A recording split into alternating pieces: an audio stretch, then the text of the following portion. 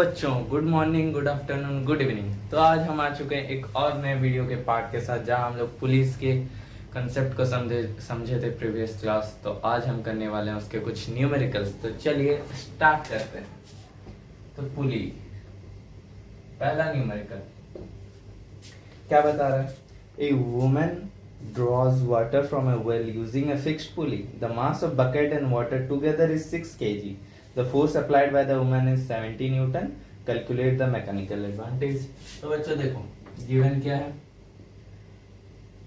Mass of water plus bucket, दोनों को मिला के मास दिया हुआ है। कितना दिया हुआ है? 6 kg, ठीक है। और वो एफर्ट लगा रही है 70 न्यूटन।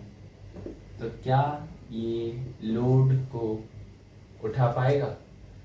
तो पहले इसका हम लोग को फोर्स निकालना होगा। लोड इक्वल टू क्या होगा? m इंटू जी, क्योंकि ये मास है, इसको g इंटू करना पड़ेगा फोर्स निकालने के लिए। लोड हम लोग का कितना है? 60 न्यूटन। तो मैकेनिकल एडवांटेज निकालना बोला, जो कि होता है लोड बाय एफर्ट, यानी 60 बाय 70। तो ये कितना आ जाएगा? 0.857, ठीक है। आ गया। और मैकेनिकल एडवांटेज का कोई यूनिट नहीं होता, क्योंकि ये एक रेशियो है सिमिलर क्वांटिटीज का। चलो अब नेक्स्ट क्या है देखो। 2 नंबर है, a fixed pulley is driven by a 100 kg mass falling at a rate of 8 meter in 4 seconds। एक फिक्स्ड पुली से एक लोड जो कि 75 kgf का है, उसे लिफ्ट किया जा रहा है। कैसे? A fixed pulley is driven by a 100 kg mass falling at a rate of 8 meter in 4 seconds. It lifts a load of 75 kgf. Calculate the power, efficiency and height। तो देखो, एक मास 100 kg का मास को गिराया जा रहा है दूसरा एंड में, जिधर लोड है उसके अपोजिट एंड में 100 kg मास को, मतलब 100 kg मास को छोड़ा जा रहा है ताकि वो एफर्ट लिफ्ट कर सके। वो कितना डिस्टेंस टोटल मूव कर रहा है? ये मास 8 मीटर, और कितना टाइम लग रहा है? 4 सेकेंड। तो ये हम लोग के पास गिवन है, ठीक है। तो हम लोग को पहला निकालना है पावर। कितना पावर इस पुली पे, या कितना पावर ये पुली लगा रहा है। तो पावर का फॉर्मूला क्या है? वर्क डन बाय टाइम होता है। और वर्क डन क्या है? Force into displacement by time. और ये फोर्स किसको लेना है? एफर्ट को लेना है कि नहीं? क्यों? क्योंकि यहाँ बोल रहा है power input to the pulley taking the force of gravity as 1 kg as 10 newton. कितना पुली पे इनपुट फोर्स लगा रहा है, एफर्ट जितना फोर्स लगा रहा है वही पुली का इनपुट फोर्स होगा, तभी तो वो इस लोड को लिफ्ट कर सकेगा।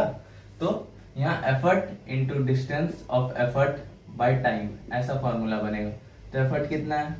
ये तो मास है, इसको इंटू 10 करेंगे तभी ये एफर्ट बनेगा, यानी 100 इंटू 10 इंटू, और डिस्टेंस ऑफ एफर्ट कितना है? 8। टाइम कितना लगा? 4।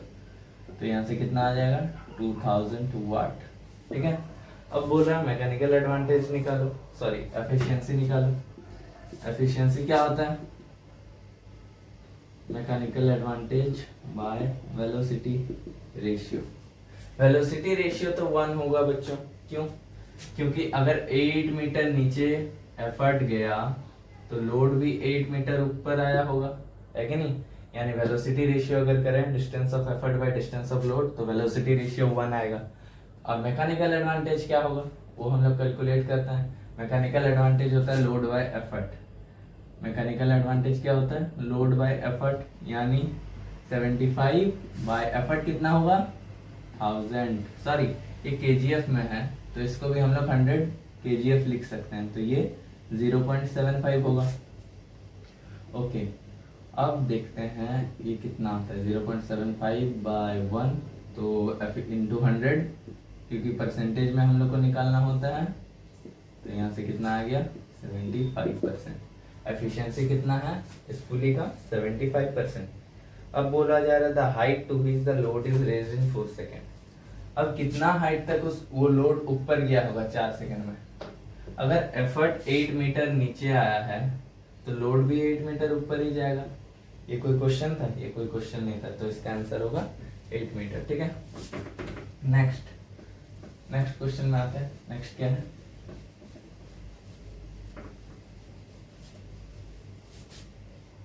A single fixed pulley and a movable pulley both are separately used to lift a load of 50 kg to the same height. Compare the efforts applied. अब देखो single fixed pulley है और एक है single movable pulley. Single movable, एक 50 kgf का load को उठाना है. लोड कितना है? 50 kgf. ठीक है, और यहाँ भी वही सेम लोड है 50 kgf. अब देखो लोड सिंगल फिक्स्ड का कितना है? 50 kgf. तो एफर्ट कितना होगा? जितना लोड है उतना ही हम लोग को मिनिमम एफर्ट लगाना पड़ेगा, है कि नहीं? यहाँ एफर्ट जो है लोड के बराबर होता है, तभी हम उस लोड को लिफ्ट कर सकेंगे. पर मूवेबल में एफर्ट कितना लगाते हैं? Load by 2. वो लोड का हाफ हो जाता है, यानी यहाँ 25 kgf लगाएंगे तो ये उठ जाएगा. तो हम लोग को रेशियो निकालना है. रेशियो किसका? Ratio of single fixed effort to the single movable effort. तो यहाँ सिंगल फिक्स्ड कर दो, यहाँ मूवेबल कर दो, तो ये कितना हो जाएगा? ये तो लोड के बराबर है लोड, और ये किसके बराबर है? Load by 2.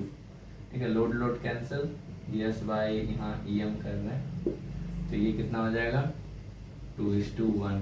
Yes is to EM equal to 2:1. समझ आया? नेक्स्ट क्या है? In a block and tackle system consisting of 3 pulleys, a load of 75 kgf is raised with an effort of 25 kgf. Load है 75 kgf, n है number of pulley जो कि 3, और effort है कितना? 25 kgf. ओके, अब क्या बोल रहे हैं? मैकेनिकल एडवांटेज निकालो.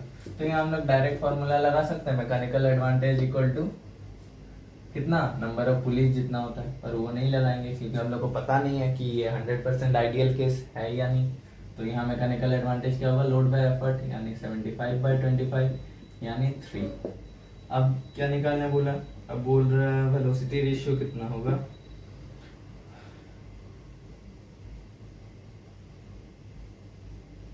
हाँ, वेलोसिटी रेशियो क्या होगा? Velocity ratio number of police जितना है उतना ही होगा. वेलोसिटी रेशियो भी कितना है यहाँ? 3. तो एफिशिएंसी क्या हो जाएगा? MA/PR, यानी 1 या 100%. ठीक है, चलो अब नेक्स्ट क्या है? A block and tackle system has 5 pulleys, n है 5 पुलीज, एन है 5, और एफर्ट कितना लगा रहे हैं? 1000 न्यूटन. लोड कितना है? 4500 न्यूटन. तो मैकेनिकल एडवांटेज निकालो. डायरेक्ट मत कर देना. Mechanical advantage equal to M. हमेशा mechanical advantage load by effort करना. अगर लोड एफर्ट नहीं दिया रहे तो डायरेक्टली N करना. तो लोड कितना है? 4500. एफर्ट कितना है? 1000. सॉरी, तो देखो यहाँ मैकेनिकल एडवांटेज 4.5 आ रहा है, लेकिन अगर हम लोग ये नहीं निकालते तो आंसर कितना लिख देते? 5. तो गलत हुआ कि नहीं? मैकेनिकल एडवांटेज क्यों घटा? क्योंकि पुली के बियरिंग्स के बीच फ्रिक्शन है और स्ट्रिंग मासलेस नहीं है, इसी कारण से जो मैकेनिकल एडवांटेज है वो घट गया. वेलोसिटी रेशियो कितना होगा? Velocity ratio number of police के बराबर होगा, जो कि होगा 5. अब ईटा निकालना है. ईटा इक्वल टू MA/PR, यानी 4.5/5 यानी 0.9 या तो 90%. ठीक है, ये था नेक्स्ट क्वेश्चन. अब अगला में आ जाते हैं. अगला क्या है?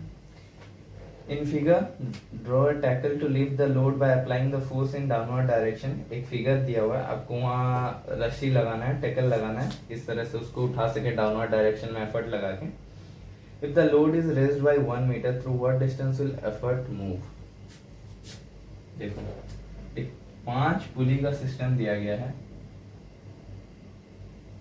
1 2 3 4 5. ठीक है, यहाँ पे लोड लगाया गया है. ओके, मान लो यहाँ हम लोग रस्सी लगाते हैं. ठीक है, एफर्ट डाउनवर्ड डायरेक्शन में लगाना है. यहाँ से रस्सी का फ्री एंड को यहाँ से घुमाना है, फिर इसको सेकेंड से लेके फिर यहाँ से और फिर यहाँ से करके यहाँ कनेक्ट करना है.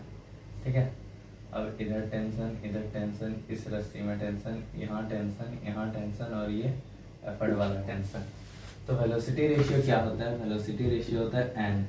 एन मतलब number of pulleys, number of pulleys नहीं, एन मतलब नंबर ऑफ स्ट्रैंड्स, कितना सेगमेंट टेंशन का लोड को बैलेंस कर रहा है, वो है यहाँ velocity ratio N.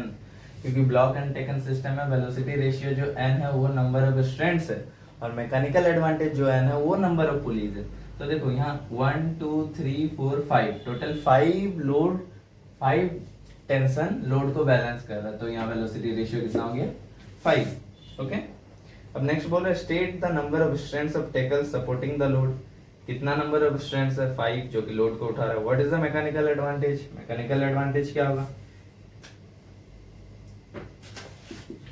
Mechanical advantage N, जो कि होता है नंबर ऑफ पुलीज 1 2 3 4 5, यहाँ 5। ओके, नेक्स्ट क्या बता रहा है? A pulley system has a velocity ratio 3 and draw diagram showing the point of application. It lifts a load of 150 Newton by an effort of 60 Newton. Okay, load 150 Newton, effort है 60 Newton और number of pulleys है कितना? 3. Okay, अब बोल रहा है calculate its mechanical advantage. Is the pulley system ideal? Mechanical advantage निकालते हैं, क्या होगा? लोड बाय एफर्ट, यानी 150 बाय 60 यानी 2.5। ठीक है, अब देखो क्या ये सिस्टम आइडियल है? तो उसके लिए आपको ईटा निकालना जरूरी है क्या? नहीं है। यहाँ ईटा नहीं भी निकालेंगे तो हम लोग कर सकते हैं, क्योंकि मैकेनिकल एडवांटेज क्या होता है? नंबर ऑफ पुलिस के बराबर आइडियल केस में। तो यहाँ मैकेनिकल एडवांटेज 3 होना चाहिए था, पर वो कितना रहा? 2.5, यानी मैकेनिकल एडवांटेज कम जा रहा है नंबर ऑफ पुलिस से। इसका मतलब जो है ये सिस्टम आइडियल नहीं है। ओके, अब नेक्स्ट 8 नंबर में कुछ नहीं है, 8 नंबर बस एक एजम्पशन है, आप लोग खुद से करिएगा वो। 9 नंबर में आते हैं। So the block and tackle system of pulley used to lift a load. How many strands of tackle are supporting the load? Okay. Draw arrows to represent tension T in each string. Similar एक 4 वाला का है, 1 2 3 4। Okay, यहाँ कितना tension लगाएगा? ऐसे ये ऐसे घूमता है, ऐसे घूम के यहाँ हुक से कनेक्ट हो जाता है, तो ऊपर टेंशन, इस रस्सी में जो आया वो टेंशन, और यहाँ टेंशन, और यहाँ पे क्या है? लोड है। ओके, कितना स्ट्रेंथ से रस्सी का? सबसे पहले देखो 1 2 3 4 है, जो किसको बैलेंस कर रहा है? इस लोड को। Okay, what is the mechanical advantage of the system? जितना नंबर ऑफ पुलीज है, मैकेनिकल एडवांटेज जितना नंबर ऑफ पुलीज यानी 4। Okay, when load is pulled up by distance 1 meter, how far does the effort end move? अगर ये 1 metre load अगर 1 metre ऊपर उठा तो टोटल एफर्ट कितना नीचे गया होगा? टोटल एफर्ट कितना नीचे गया होगा? अब देखो वेलोसिटी रेशियो क्या होता है? Distance of effort by distance of load. ठीक है, ओके, वेलोसिटी रेशियो क्या होता है? Number of strands, number of strands कितना है? 4, और डिस्टेंस ऑफ एफर्ट निकाला, और डिस्टेंस ऑफ लोड कितना बोला? 1 मीटर, मतलब 1 मीटर है ऊपर उठा, तो यहाँ डिस्टेंस ऑफ एफर्ट क्या हो जाएगा? 4 into 1 4, distance of effort 4 metre. अब बोल रहा है how much effort is needed to lift a load of 100 newton. Effort निकालना है, अगर हम लोग को एक 100 न्यूटन का लोड उठाना है, इस केस में मैकेनिकल एडवांटेज क्या होता है? Load by effort. Mechanical advantage कितना निकाले? नंबर ऑफ पुलीज यानी 4, लोड कितना? 100, और नीचे होगा ई, तो यहाँ से ई कितना आ जाएगा? 25 न्यूटन। Okay, clear? समझ आया?